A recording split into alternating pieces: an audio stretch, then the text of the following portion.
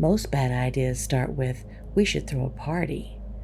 This one just happened to end with summoning something. That's how the night started, with noise, with laughter, with a little too much tequila.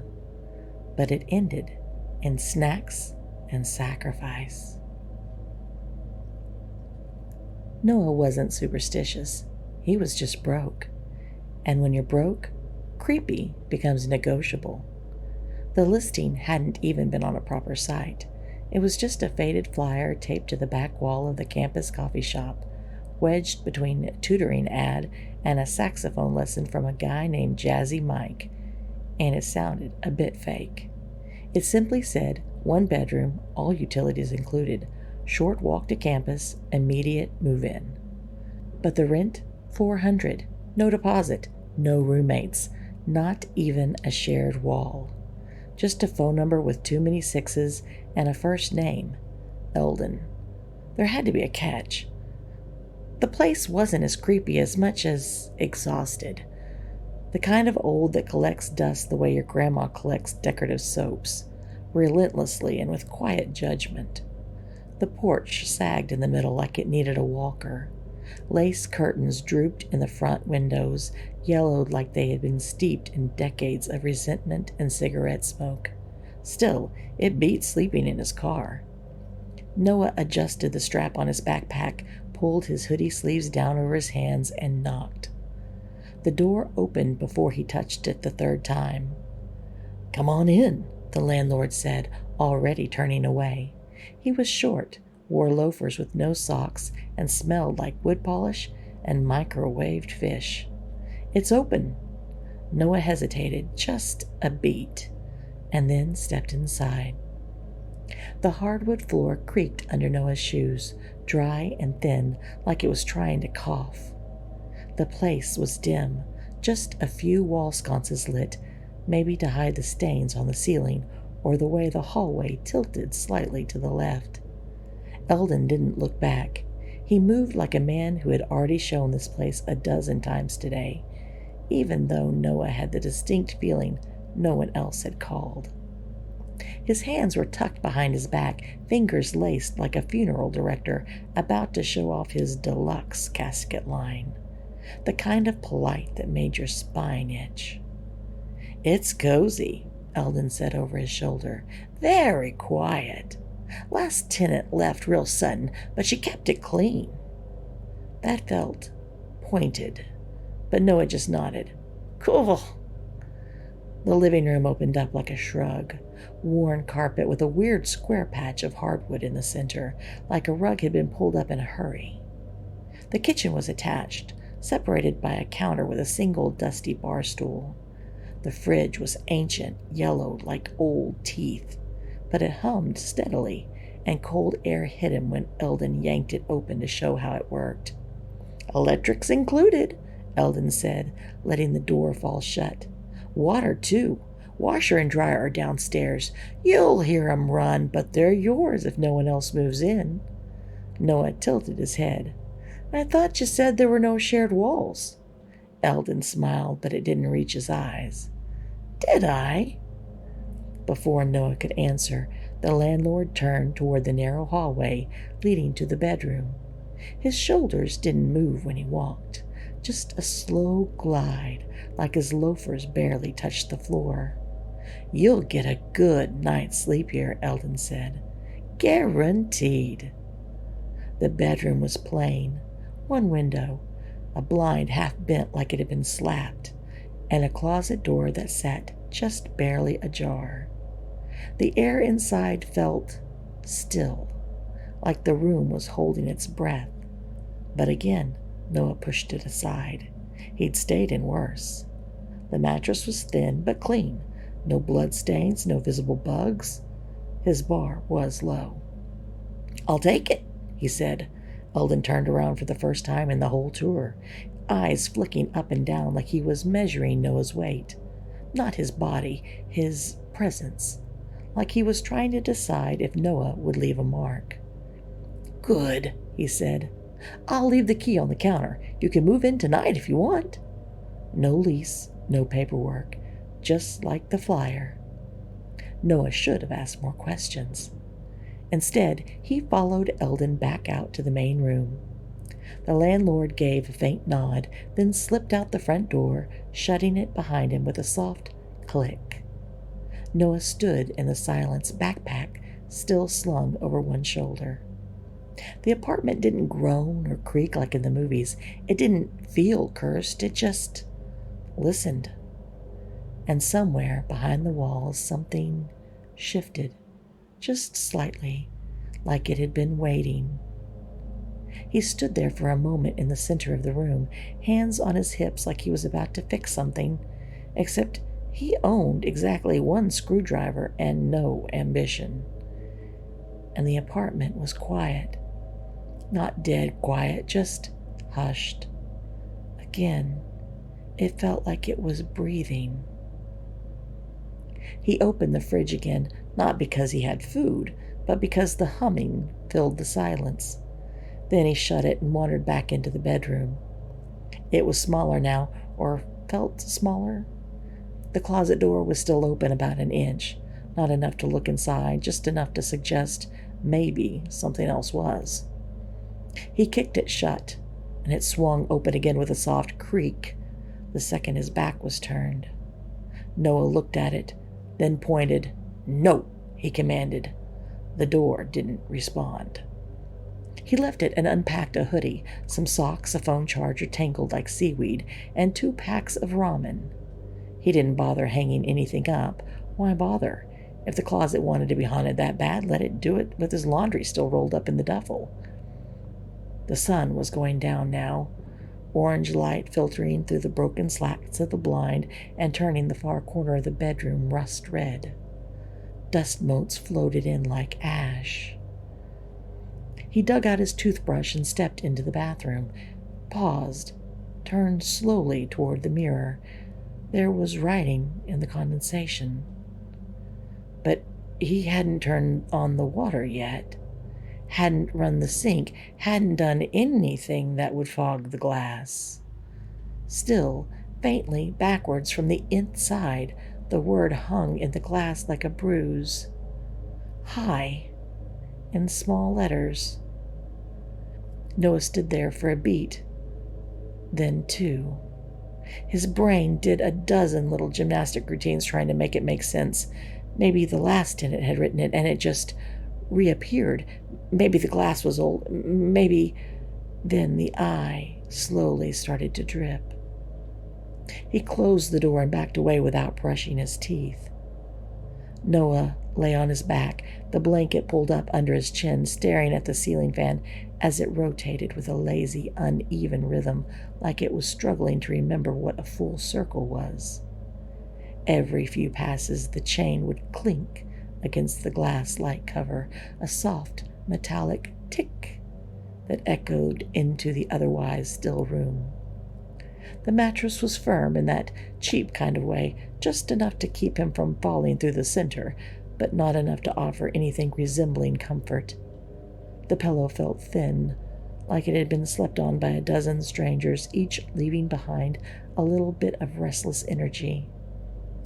He buried his head into it anyway. The room was mostly dark. Orange light from the street lamp outside filtered through the crooked blinds. It was casting fractured bars across the floor and catching the edge of the closet door, which was still cracked open like it had something to say, but didn't want to be rude about it. The lamp in the corner flickered once, then again. It wasn't dramatic, just a soft electric hiccup, a little buzz, a pause, then steady light again. Noah didn't move. He didn't even sigh. He just blinked slowly, rolled his eyes toward the ceiling and mumbled into the empty air. "Old wiring, that's all it is."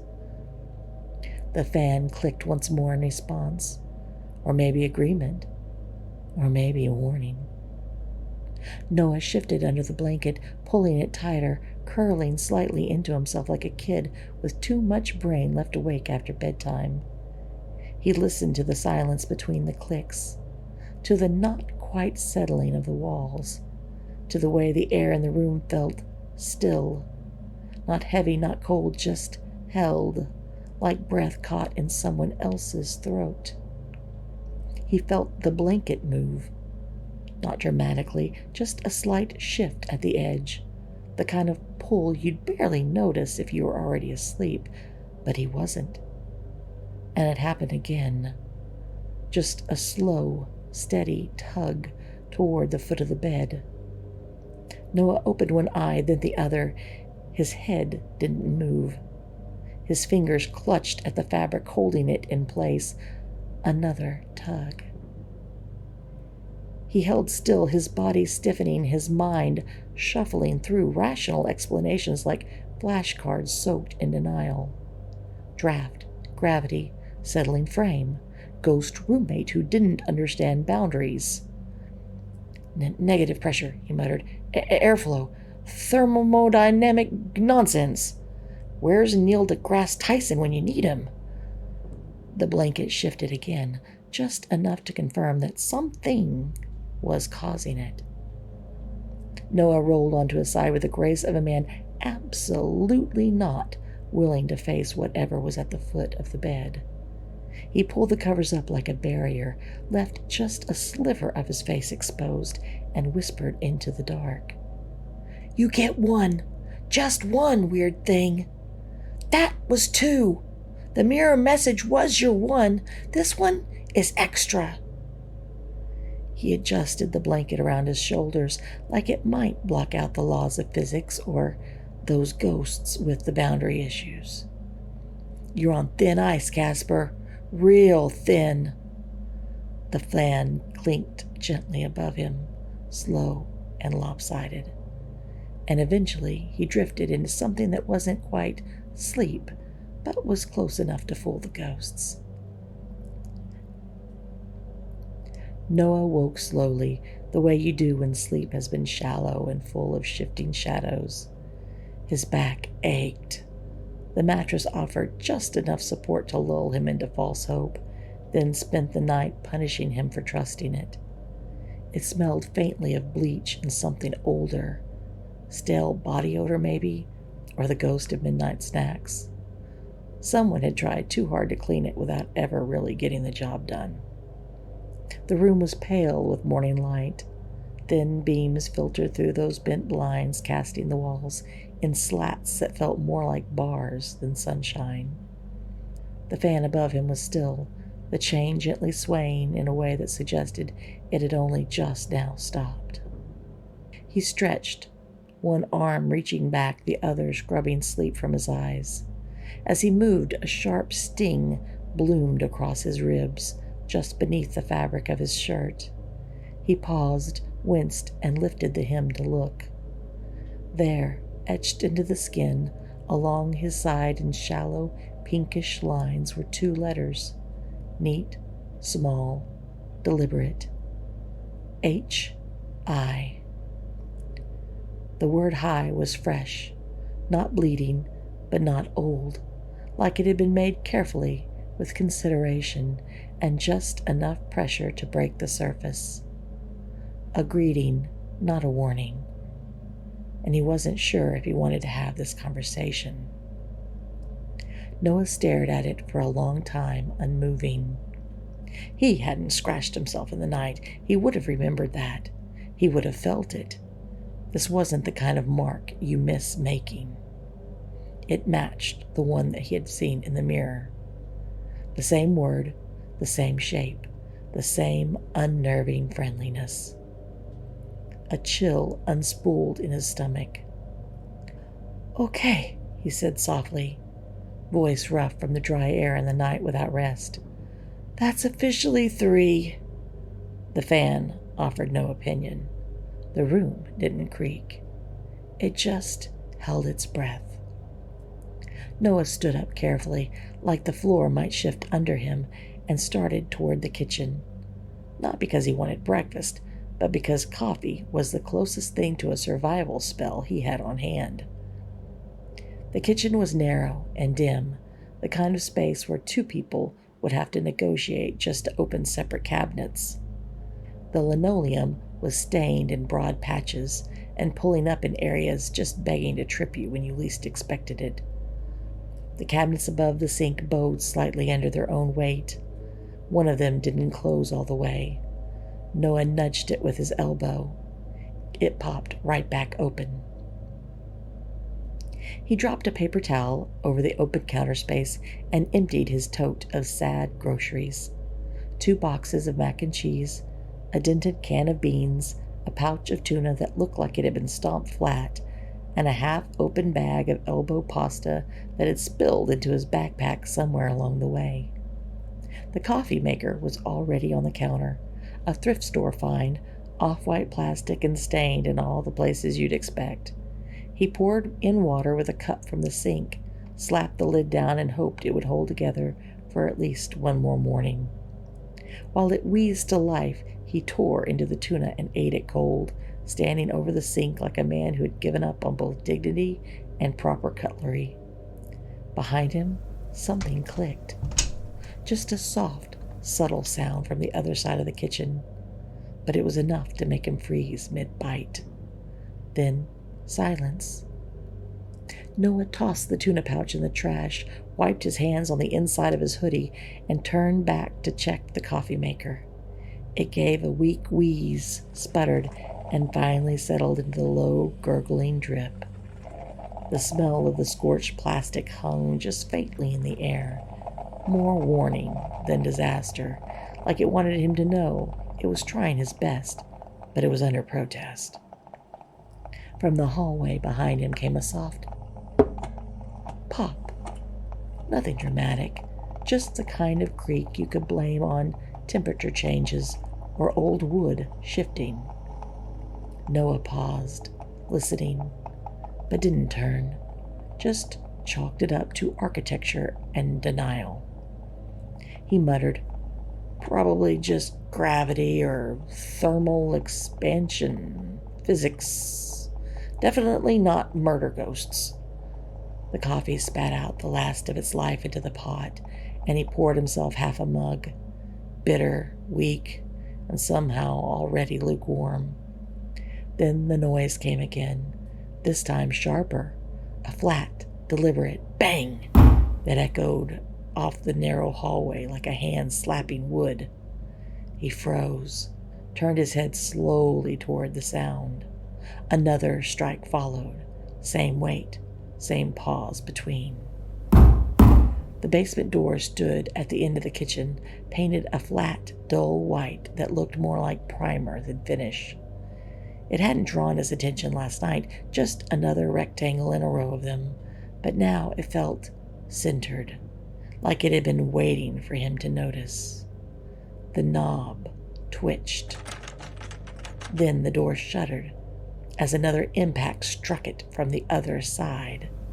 Not violent, not panicked, just firm, intent. And then again. Noah didn't breathe. He stood there, coffee in hand, and stared at that motionless slice of wood like it might start speaking in tongues if he looked away. Nothing followed, just the hum of the fridge and the crackle of settling silence. After a moment, he backed into the counter, lifted the mug to his lips. "Absolutely not," he said aloud. "We are not doing basements before caffeine. That is a hard pass." Noah took another sip of coffee, burnt and bitter, just the way his morning deserved, and leaned against the edge of the counter. The begging had stopped. The door at the end of the hall had returned to stillness, no longer the angry punctuation mark it had been a moment before. He stayed in the kitchen, pretending the world made sense again. He even grabbed the bag of elbow pasta from the tote, shook the noodles into an old Tupperware container, and set it on the counter like organizing carbs might restore cosmic balance. The fridge kicked on with a mechanical growl behind him. He flinched, swore under his breath, and then let out a dry little laugh that sounded more like a cough. "That's fine. Okay. Appliances are haunted now. Sure. Let's just give the coffee maker a knife and call it a day." He turned his back for just a second, long enough to rinse his coffee mug, long enough to stare out the window above the sink at the overgrown side yard full of brittle weeds and forgotten trash bins. When he turned around, he stopped cold. On the far end of the counter, right where he had dumped the pasta into the container, a small cluster of elbows had spilled out. But they weren't scattered. They were arranged. Neat, careful, centered like a display, into the word listen. Noah stared at the word like it might disappear if he blinked. He hadn't done that.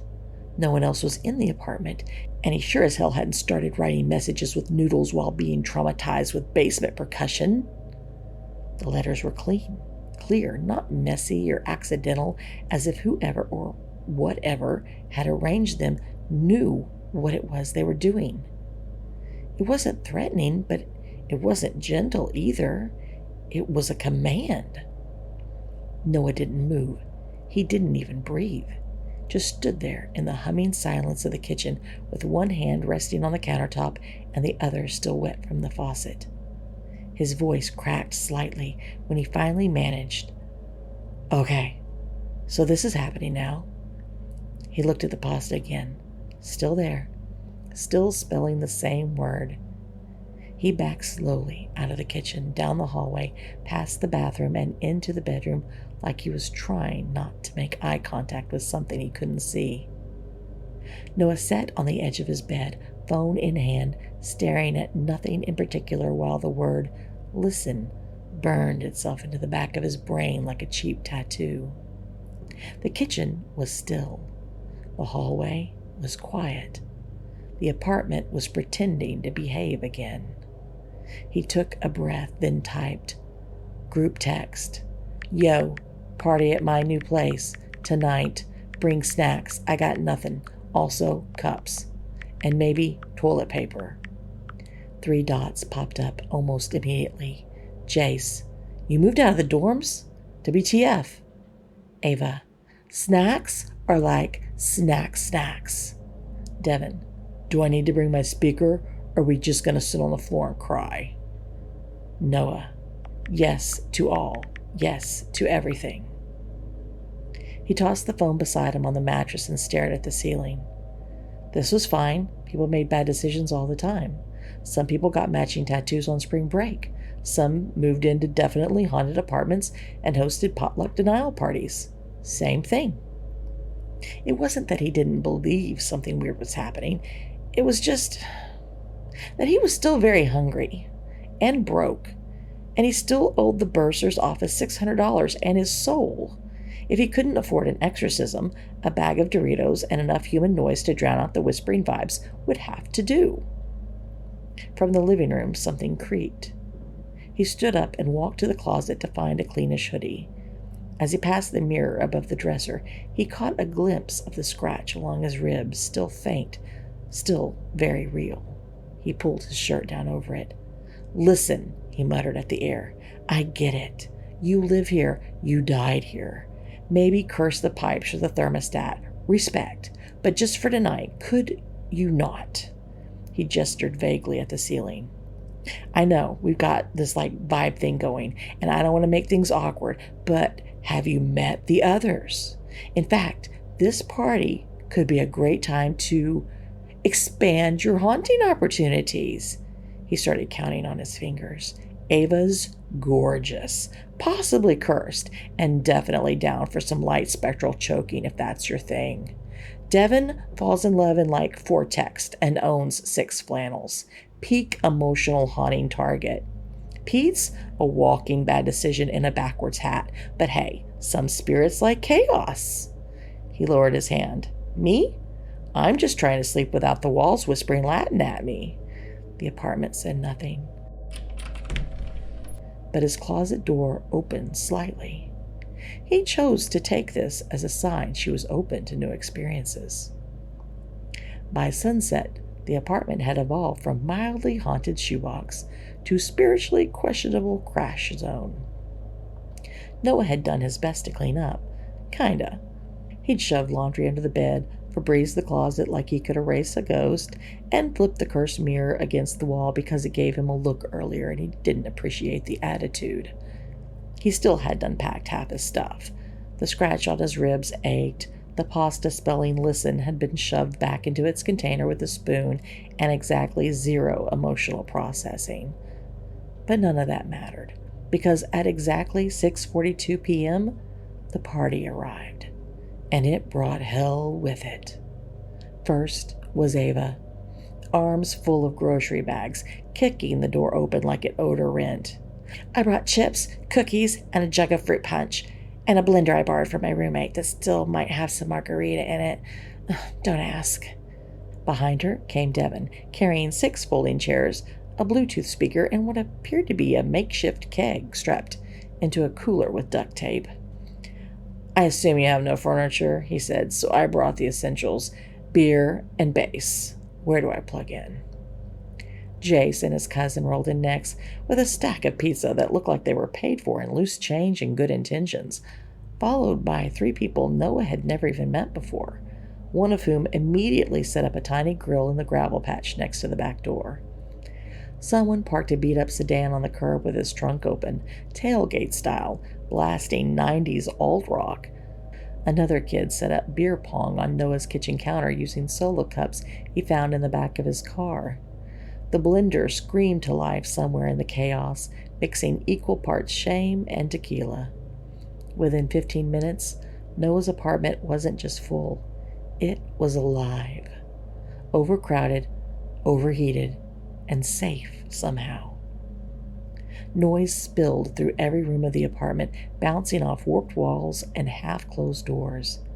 The kind of party that got louder with every person who showed up and still somehow felt just barely stitched together with duct tape and dreams. Liv stepped in near the tail end of the chaos, a 6-pack dangling from one hand and a faded knit bag slung over her shoulder. The air hit her like a wet towel.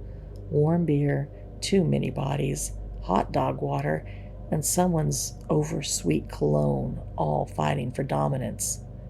The lights buzzed faintly above her. The hallway off the kitchen was darker than the rest of the apartment. Quieter, too. She didn't know what she expected walking into Noah's place. A couch? Maybe a busted futon and a lava lamp? But something about the space felt off. Not bad exactly, just slightly out of tune. Like someone had applied the wrong filter to the room and all the warmth got washed out. She caught sight of Noah across the kitchen, looking overwhelmed, but still somehow holding a plate and a drink like he was still clinging to the illusion of hosting. He gave her a nod. She nodded back. She pushed through the crowd and slipped down the hallway in search of the bathroom, hoping it was in at least slightly better shape than the rest of the apartment. Halfway there, she slowed. Someone stood outside the bathroom door, a girl.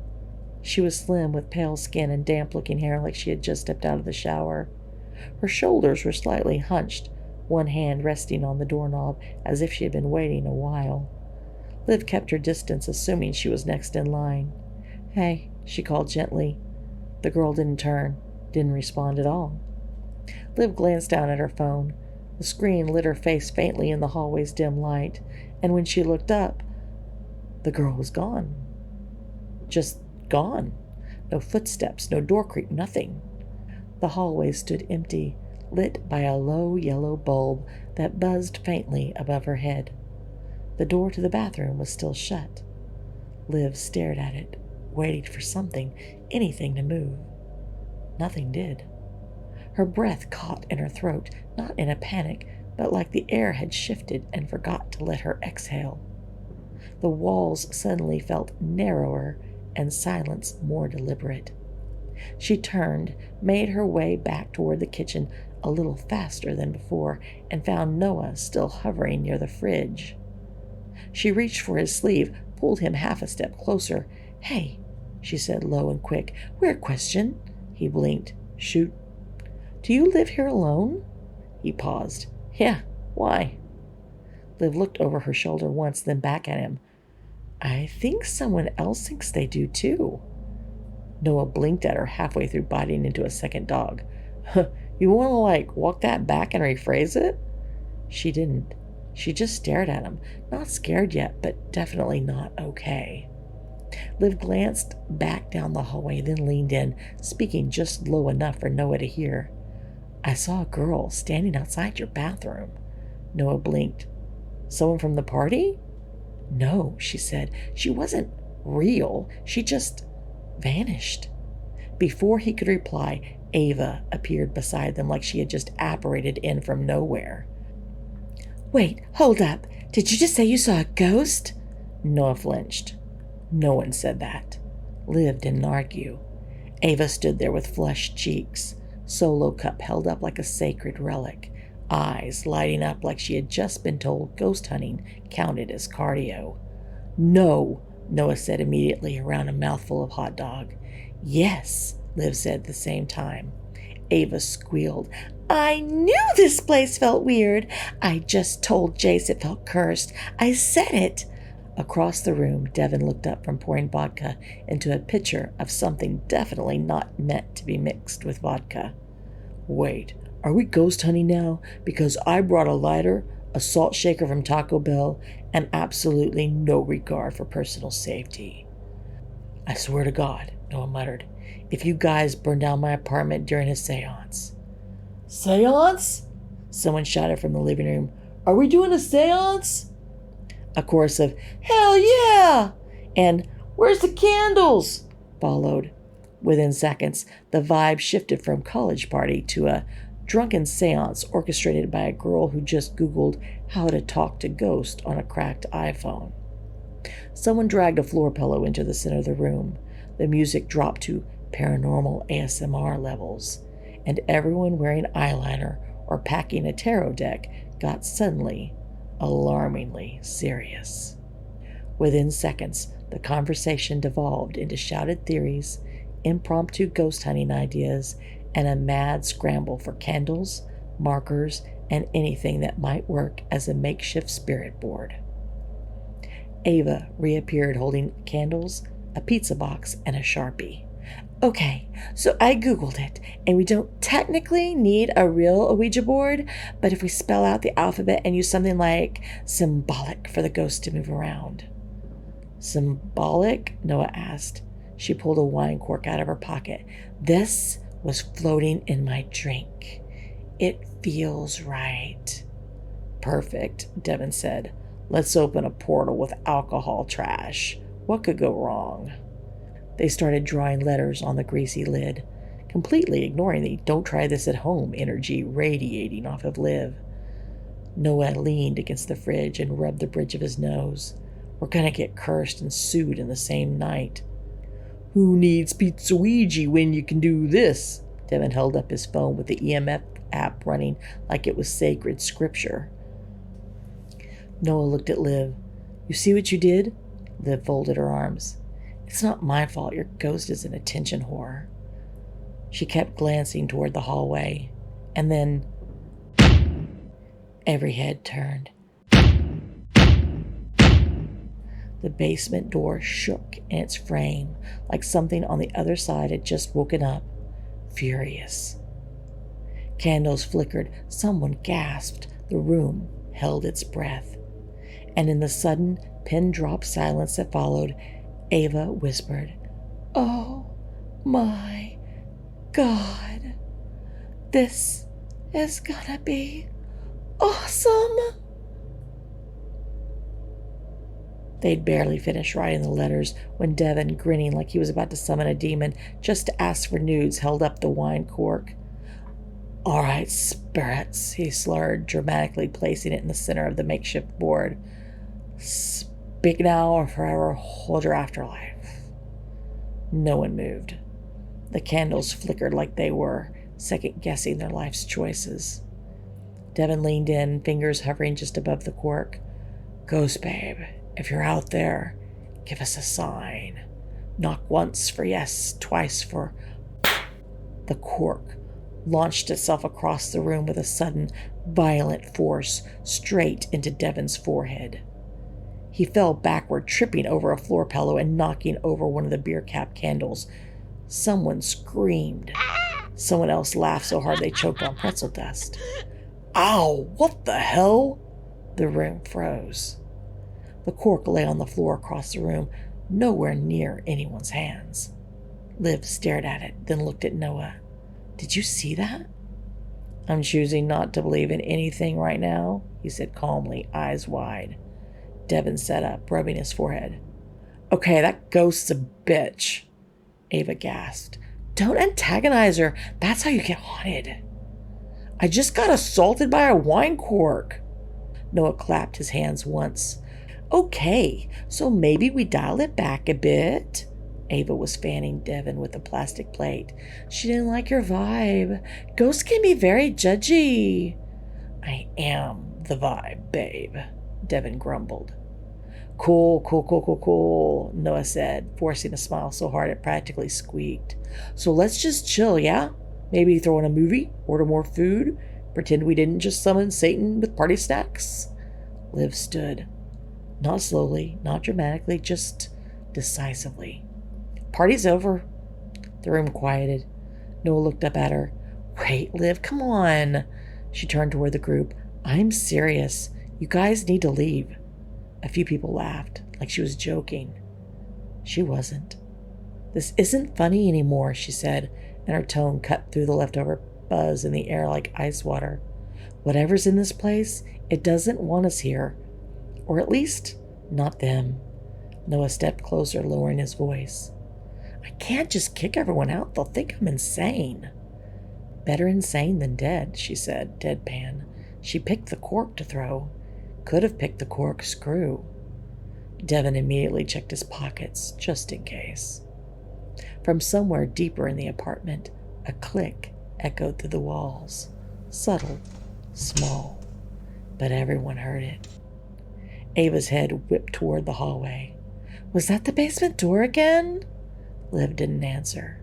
She just started gathering solo cups and tossing them into the trash with military efficiency.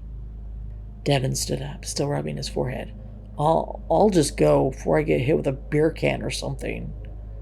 I second that, someone else said, already grabbing their bag.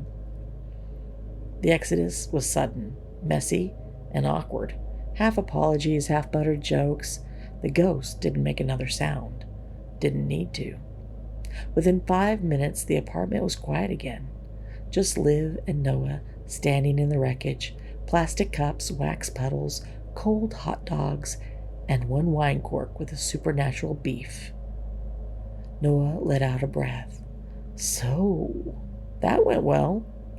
Liv stared at the basement door. She's trying to tell us something, Liv said. Noah followed her gaze. The kitchen was dark now, the basement door barely visible in the shadows. Yeah, he muttered, and I think we just made her mad. Liv didn't speak, just watched him. Noah ran a hand through his hair, exhaling hard. I think I know what she wants. What? She asked. He didn't take his eyes off the hallway, past the flickering kitchen light, past the cracked door frame, past the seam of shadow under the basement door. To listen, he said, or maybe just to say hi. Say hi? Liv asked, skeptical, but soft. So what do we do? She asked. Light a candle? Invite her to brunch? Noah gave a dry, crooked smile. Well, I already threw her a welcome party. She couldn't chill. Then softer. One thing's for sure. She is definitely not into Devin. That got the smallest huff of a laugh from Liv. She stepped towards the hallway, jaw set, eyes steady. Then let's stop stalling and let her talk. They stood in the silence for just a moment, the apartment settling around them like a tired exhale. From somewhere inside the wall, the pipes knocked, softly this time. Not angry, not urgent, like a nudge. He turned back to the kitchen. The aftermath of the party was still scattered across every surface. Crushed solo cups, crumpled napkins, a granola bar wrapper stuck to the wall like it was trying to escape. And then he saw it. On the counter, just beside the edge of the sink, a red smear. It wasn't much, just a splatter of barbecue sauce or maybe ketchup, left over from the tower of hot dogs they demolished earlier, except he leaned in. The smear wasn't random. Someone or something had dragged a finger through it. 2 letters. Hi. Neat, deliberate, not part of the mess, not part of the party. Noah stepped back. Liv, he said, come here, look at this. She did. Her breath caught. She's still here, he whispered, and that was when the real sound came. They both jumped. It came from the hallway. Liv stared. Basement. Noah swallowed. Yeah, another pause. Then nothing. Liv looked at him. Okay, she said. She wants us to listen. We listen. They stood in the kitchen, staring the doorway down like it might blink first. Okay, Noah said. Just to be clear, we are going down because she's loud, Liv said, and she's pissed. Exactly. Also, it's my apartment, and if there's a ghost, I need to know what kind. Like, is she the kind that slams cabinets, or is she the kind that writes her name on your lungs from the inside? Liv grabbed a flashlight off the cluttered kitchen counter. We're about to find out. Noah glanced around. Wait, do I need something, like a weapon? You've already had 2 beers and a jungle juice. That's your shield. Oh, God, I miss my shield. Each footfall felt louder than the last. The air grew heavier, cooler, denser, like it had soaked up the sound and was holding it hostage. At the end of the kitchen, the basement door waited. It looked so unassuming. Just a door, slightly warped, paint peeling around the handle, but now it felt like a mouth. Liv reached for the knob. It turned. Not locked, not even stiff, like it had been waiting for them.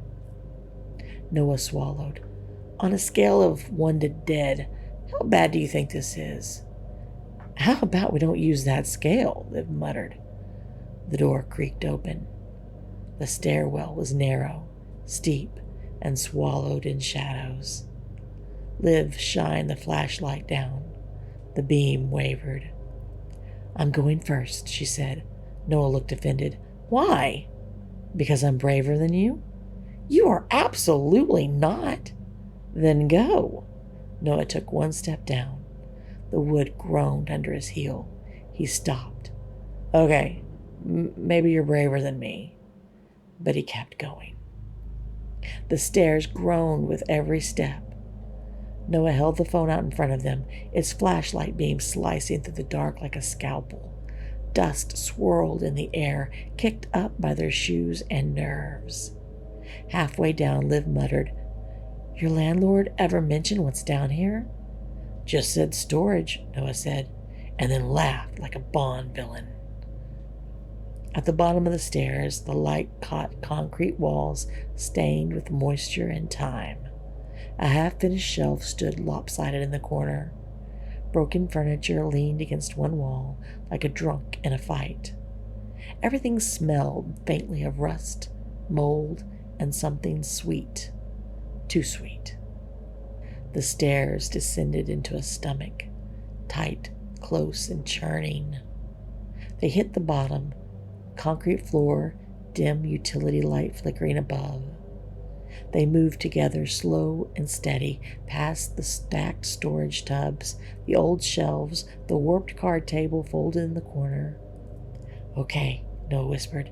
What exactly are we looking for? I don't know, Liv said. A sign? A clue? A glowing arrow that says, Ghost this way, Noah quipped. I'd settle for a vibe. They stopped near the far wall. Liv felt like something was off about it. She raised the flashlight and swept it slowly over the plaster. And there it was. A crack. Thin, delicate hairline. Noah leaned in and ran a hand along it. It's not concrete, he murmured. It's drywall. Cheap, like someone put it up in here real quick. To cover something, Liv said. The flashlight flickered once, then steadied. The air dropped again, colder now. Liv stepped back, looked around. No tools, she muttered. Noah didn't answer. He crouched and picked something up. A small key. Heavy and old. It glinted faintly in the flashlight beam. Was that just laying there on the ground? Noah nodded, like it was left for us. They both stared at it. Just a key and a wall, pretending not to be a door. And then, from inside the wall, not the basement wall behind them, the sealed one in front of them. Like fists, like something still trying to get out. Noah stared at the key. He didn't say it, he didn't have to. The ghost didn't want to be heard. She wanted to be found. The sound echoed off the walls and into Noah's spine. He looked at Liv. That wasn't the pipes. Nope, she said. Another thud. Closer this time, more urgent. Liv stepped back, flashlight clutched tight. Noah stared at the crack, then at the key in his hand. It wasn't meant for a lock, not down here, but the sharp little edge. He wedged it into the seam. Drywall crumbled instantly, like it had been waiting to give. He dragged down the key a few inches, opening the hairline crack into a jagged wound. Liv helped, digging fingers into the soft plaster. It peeled away in big, brittle chunks. No screws, no studs, just a false face pretending to be real. The final chunk of drywall crumbled away. Inside the narrow cavity was a battered old trunk, wood sides, metal corners, and a padlock rusted off like it had just given up. Liv crouched, her fingers hesitating on the lid. "Noah," she whispered. "Yeah? If there's a body in here, I'm gonna throw up." He didn't answer, just nodded once. She opened it. The hinges groaned. Inside, nobody. Just objects, personal and small. A beaded bracelet that looked like it was love from childhood. A cracked phone.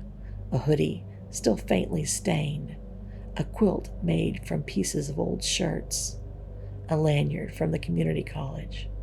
A framed picture of a little girl being hugged by a pretty mom. A necklace with a nameplate snapped clean through in the middle. T. The rest was gone. Half a name, half a person. Noah stared into the box like it might rearrange itself into something easier, but it didn't.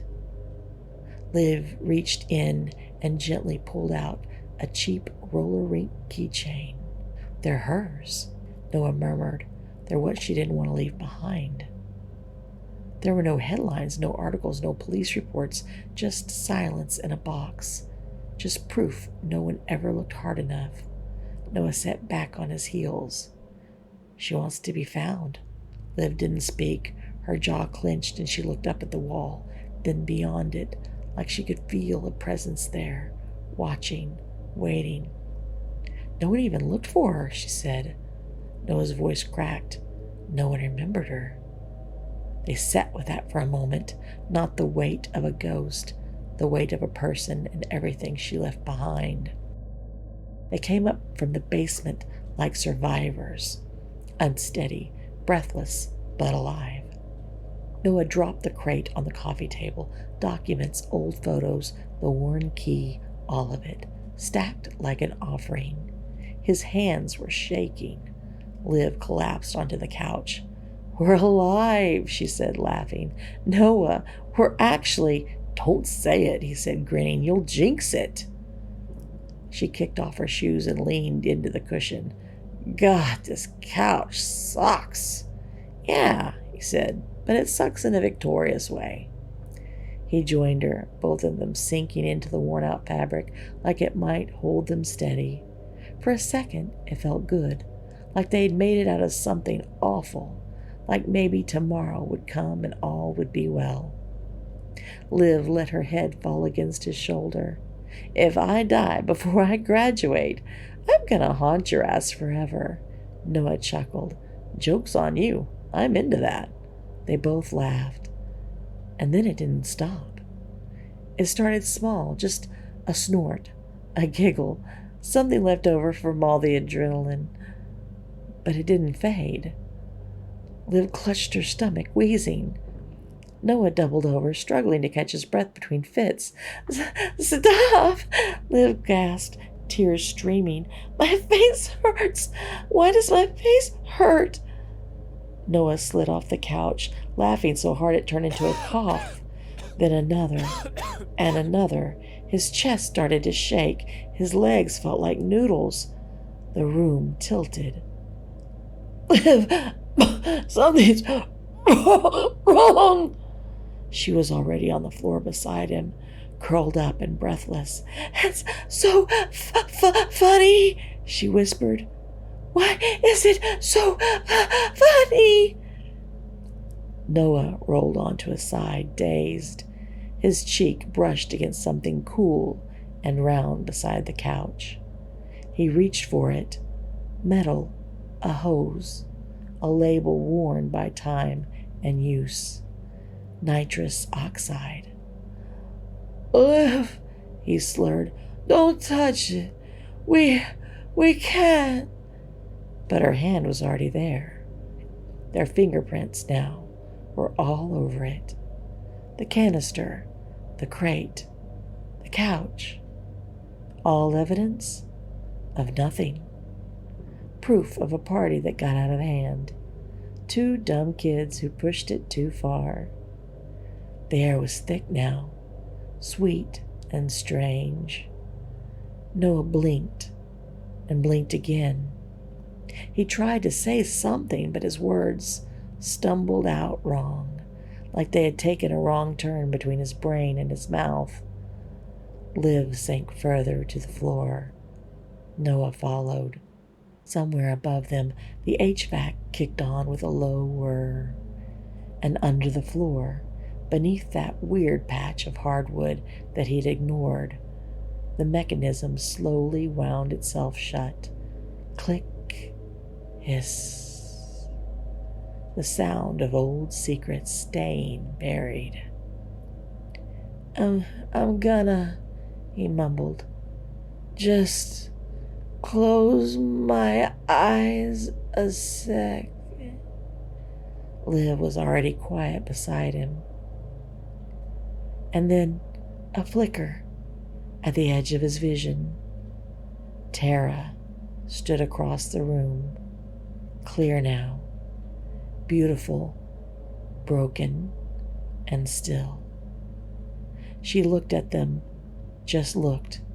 No more banging, no flickering lights, only her eyes full of sorrow. She crossed the room slowly and knelt, reached out a hand and took Noah's.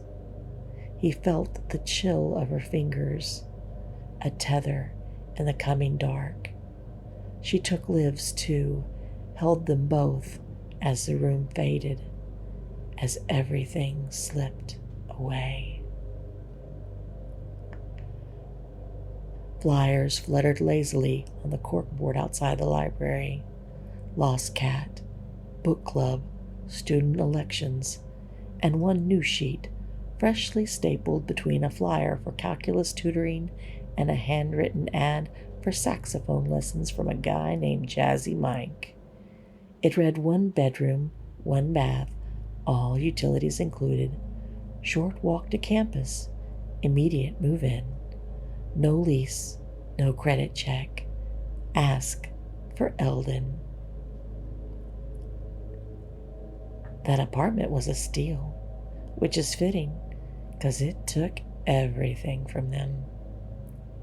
If you like this tale of renter's remorse, ghostly gab sessions, and party fouls with a paranormal twist, be sure to like, comment, and follow before you find one of Eldon's flyers tucked under your windshield wiper. Sweet dreams if you can find them. See you next time here on Dead Time Stories.